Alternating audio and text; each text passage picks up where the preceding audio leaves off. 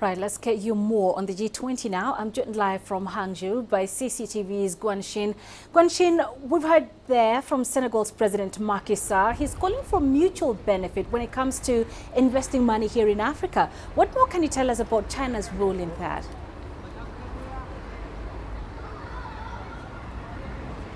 China, as the first developing country to host the G20 summit, has put inclusive development high on the agenda at this year's G20 and also invited a record number of participation of developing countries. Is also the first time in the G20's history.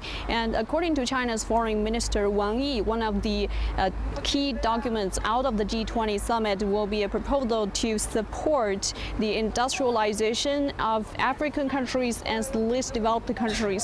And it will be a key topic for G20 economies to discuss how to better support the industrialization process. And according to United Nations estimate, the current investment level in African countries is still about 200 billion yuan short of what is actually needed. So provide enough funding for African countries is key to the industrialization of the continent. And China is also playing a key role in changing the current world financial institutions. For example, it's played a key role in setting up the AIB and BRICS Bank, and these banks will give more priority to support the development of developing countries, and African countries will definitely be one of the top priorities for these banks to provide funding to. Back to you.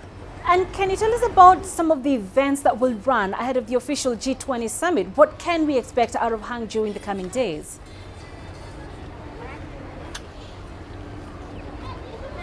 As world leaders are traveling to Hangzhou in the next couple of days, we're expecting a lot of bilateral or multilateral meetings among political leaders from around the world. And there will also be a high-profile meeting of business leaders who gathered in Hangzhou, and it's called the Business 20 Summit. About 800 people from home and abroad will be participating in the event, and they will provide their ideas and their concerns to the G20 summit about how to revive growth. And they have a lot of topics on their agenda, such as financing growth, innovation, SME development, and anti-corruption. And they also proposed some of the key initiatives which are likely to have long-term impact on future business and economic activities. For example, there is a smart innovation initiative focusing on how to make use of innovative technologies to support long-term sustainable growth in the future. And there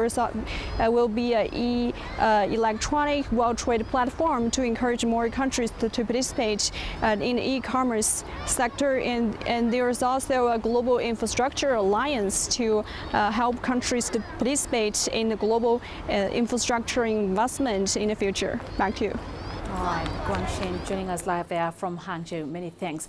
Now let's get you a little more perspective on that summit. And I'm joined live in our Nairobi studios by Simiyu Werungati, Director of the African Center for Security and Strategic Studies. Captain, thank you very much for joining us.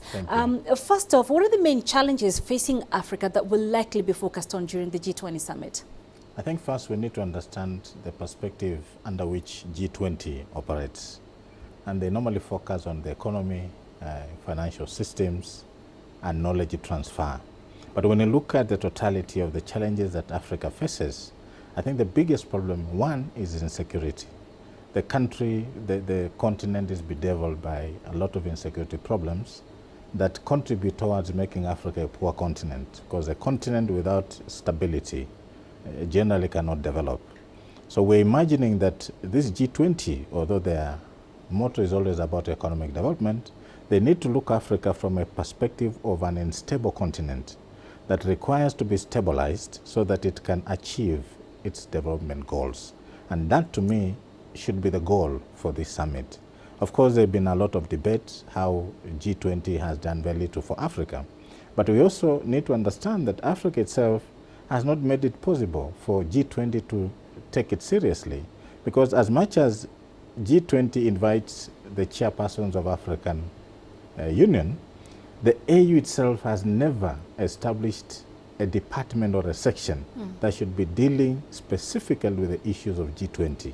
Because when you have a department like that, it does a lot of research, it does a lot of networking, so that by the time we have the next G20, then Africa takes its issues to the G20 summit as a continent, as opposed to having a president who is a chairperson representing the African continent. All right. So we've seen several crises on the continent, such as in Burundi, South Sudan, in DRC, Nigeria.